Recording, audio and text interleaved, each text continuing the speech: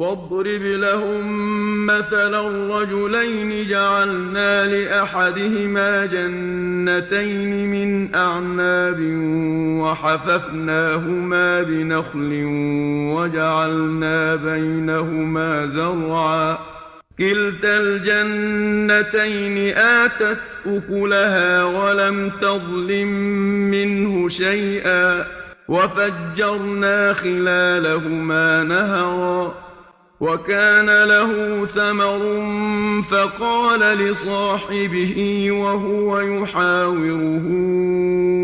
أنا أكثر منك مالا وأعز نفرا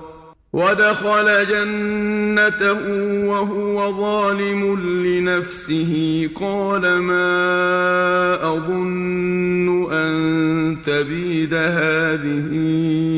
أبدا